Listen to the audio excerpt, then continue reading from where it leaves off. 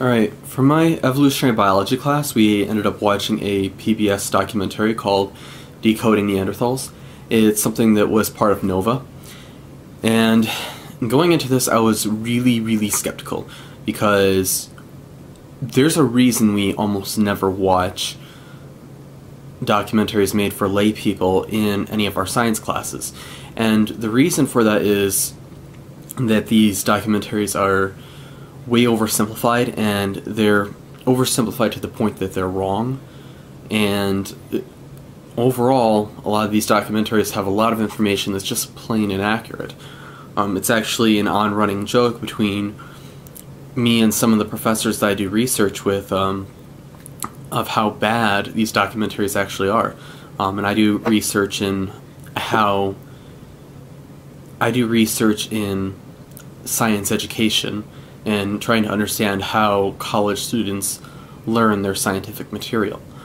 And like I said, so things like PBS, National Geographic, places like these are actually an on-running joke because of how much misinformation they have in their scientific documentaries.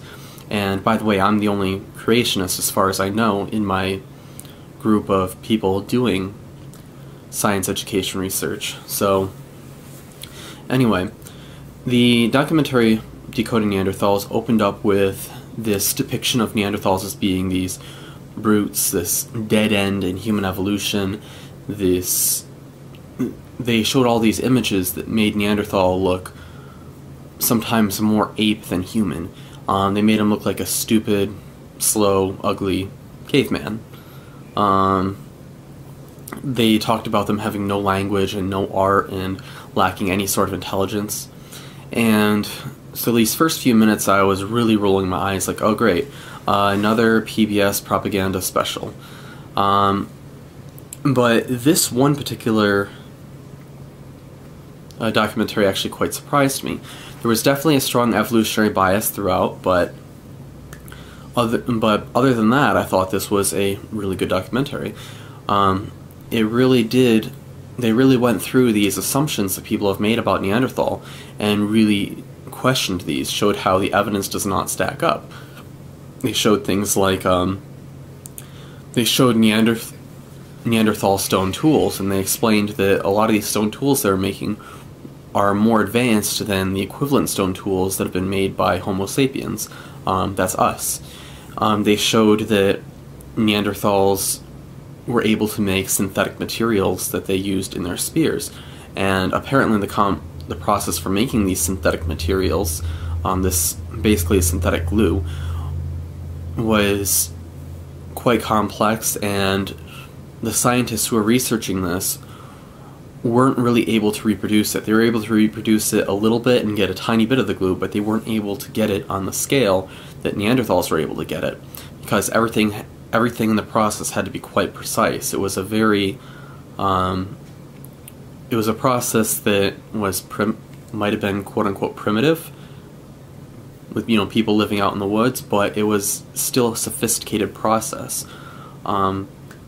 Obviously Neanderthals didn't have Facebook and YouTube and all that, but that doesn't mean they were stupid, by no means. Now,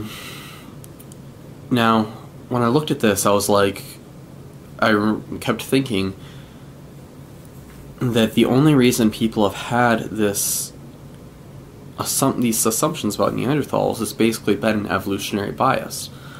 Because of evolution, we have looked at people who have lived in the distant past as being stupid, as being brutish, as not being as highly evolved as we are today. So we view ourselves as being evolutionarily superior to them. In reality, however, as they said in the documentary, Neanderthals could bench press 300 to 500 pounds. I've also read elsewhere that Neanderthal brains were just as large, if not larger, than ours.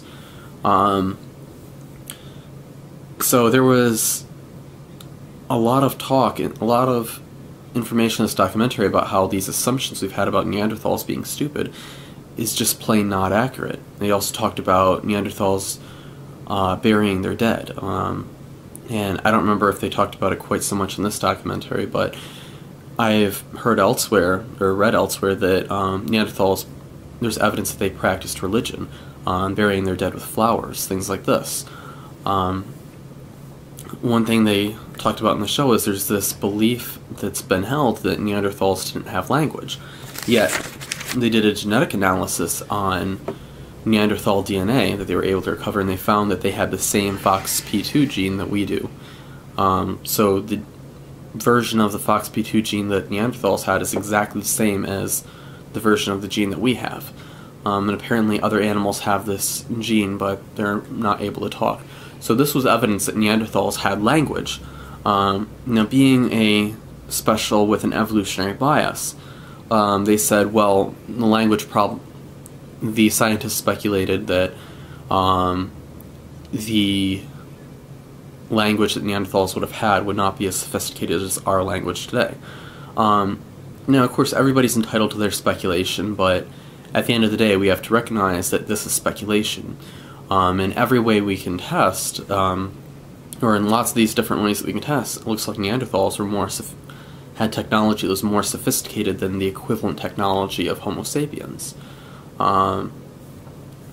So that was definitely something. And one thing they talked about in the documentary that was particularly interesting was that modern humans have about 1 to 4% Neanderthal DNA.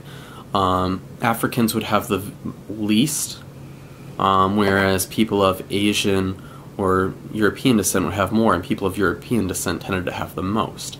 And they talked about people in the Tuscany area having the most of anybody. And I have no idea what their samples were like. I don't know if they really are sampling people in Tuscany and not people in other parts of Italy or other parts of that area of Europe as much. So I have no idea what type of sampling bias might have come into the process, because just about any test you do like this is going to have some kind of sampling bias. There's almost no way to avoid it. Now, as a creationist, what did I take away from this? And what do I mean by creationist? Well, most people don't realize there's actually a lot of scientists out there who are advocating for scientific creation. So there are plenty of biologists, chemists, physicists, etc. who are advocating that the Earth is less than 10,000 years old, that yes, dinosaurs and humans coexisted, and that there was a worldwide flood. Oh, and that life on Earth was the result of design. There's a lot of straw man arguments leveled against creationists, and pretty much every argument you hear against creationists is a straw man argument, or an ad hominem attack. But I talk about that more in my other videos. But when I looked at this documentary, one thing that I noticed is if you looked at all of the facts, what was the picture about of Neanderthals that came out? Creationists have generally viewed Neanderthals as just being variation of human beings. Whether or not you could even call them a different species is something that creationists have creation scientists generally don't buy it. Neanderthals were just as human as anybody you see today. Contrast this with the evolutionary view. The Neanderthals were these brutish ape-men. This picture of brutish ape-men is not based on science. It's only based on an evolutionary bias. It's just based on the bias that because Neanderthals are supposedly very, very old, that they were somehow more ape-like than we are today. They were somehow stupider. So I highly recommend this. I highly recommend taking a look and watching this documentary.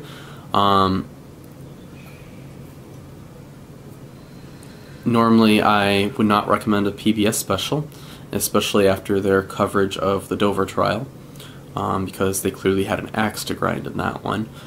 However, if you watch this documentary and look at the facts, you'll see that the facts about Neanderthals line up a lot more.